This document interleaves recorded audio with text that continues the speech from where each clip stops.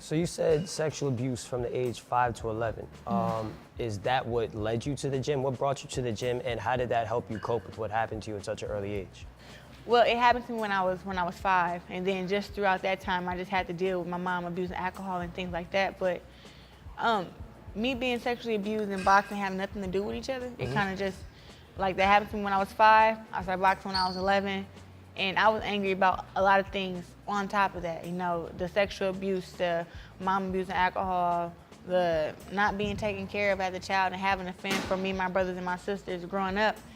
That's why I was angry, you know, but boxing just gave me a place to release all that anger and to learn how to be disciplined. I mean, in boxing, anger doesn't win fights. Yeah, for sure. It definitely And, doesn't. you know, no matter how mad you are or how bad you don't like an opponent, anger does not win fights. Anger will get you knocked the hell out. Right. And I learned that in boxing. I had that discipline of that. You get caught with one shot, it's not the end of the world. You still got 9 rounds left. You know, take a deep breath, regroup, and get yourself together for the next round and win the next round.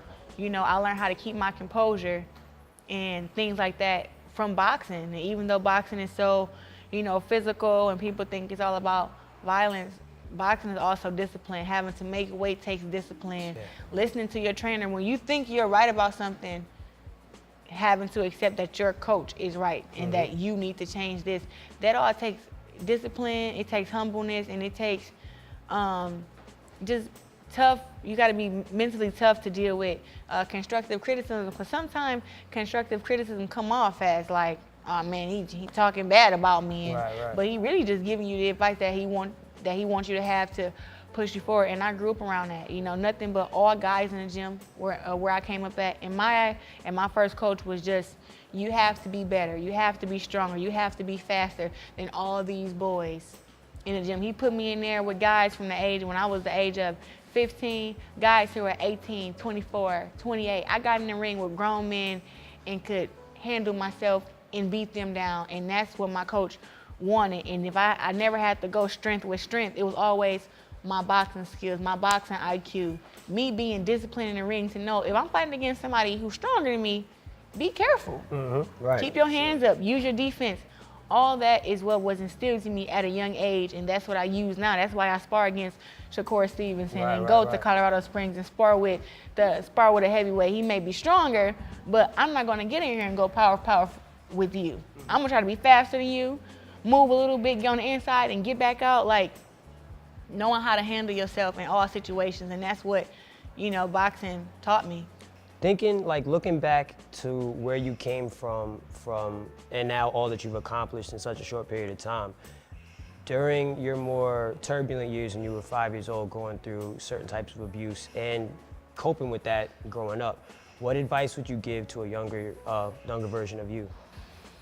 Well, a younger version of me, I told her not to change nothing because we turned out so great. Very true, very true. You know, very true.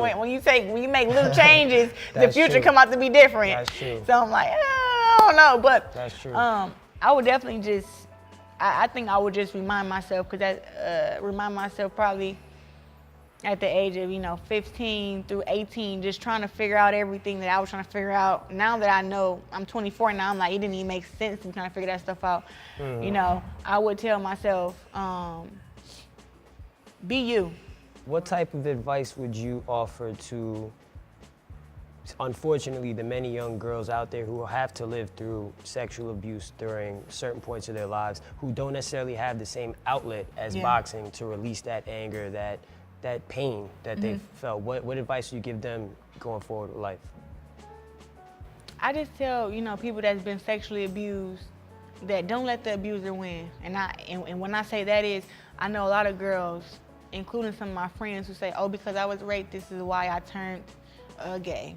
Or because I was raped, this is the reason I started drinking and smoking and dropped out of school. And they try to put the blame on this person that abused them. And I'm just like, you giving that person too much power. You know, the man that abused me, he knows he did it, and he's probably looking at me now, and he should feel ashamed and stupid, and he got to have some kind of guilt within himself, because when somebody abuses you, they they try to break you. Yeah. And when you let them break you, they feel like they have that power. When you let them anger you and you let them, you know, change the person that you are to be something that you're not, they win. And I tell everybody, don't let the abuser win. Even after all that abuse, you have to realize you're still physically here. You survived that. Look forward. You know, and I only speak on it because I was so scared to speak on it for many years growing up. And then finally, I just had to talk to somebody about it. I had to get it off my chest, whether it was my boxing coach or it was my mom or my sister. I had to get it out. My mom knew about it growing up, but we never had a conversation about it until I turned 17 years old. And me just talking to her, hearing her point of view on it, and her apologizing for her saying, you know, she apologized for not believing me, and she happy we finally had this conversation.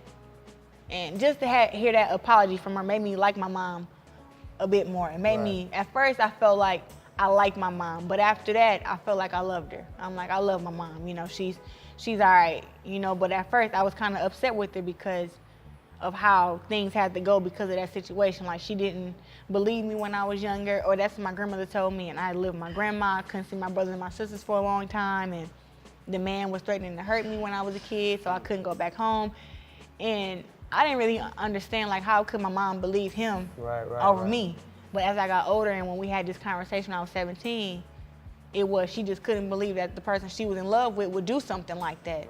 And when the truth did come out, she said she never didn't believe me. She just couldn't accept it? Couldn't believe him. Like, she just was like, why? You know, me and you together, why would you go after my daughter? You know, and she didn't understand it, but I guess the true color showed. She ended up breaking up with him and stuff like that. But like I said, it just took time for her to understand it, which I didn't, you know, I didn't understand that growing up. I just was like, she believed him over me. That's why I'm here. But when I talked to her when I was 17, we was able to have a conversation about this, and, you know, and I can get the full truth from her. And, you know, I can apologize for being mad at her for all these years, and she can apologize to me for me feeling like, you know, she didn't love me or she didn't care about me, you know. So just don't let the abuser win. And that's why I tell girls, don't let the abuser win. Talk to somebody, especially if you're keeping it a secret, you never told nobody. It's not good to hold all that, to hold all those things in. And leave the past in the past. Yeah, something happened to you, but it happened back then, you know. And I could never let, you know, somebody who attacked me or who abused me, you know, make me decide that my life is just gonna be trash now. I'm gonna throw everything away because of this person. You know, keep on living and do what you wanna do, and we all have to live with our past. That's just one more negative thing we gotta live with. That's it. Gotcha.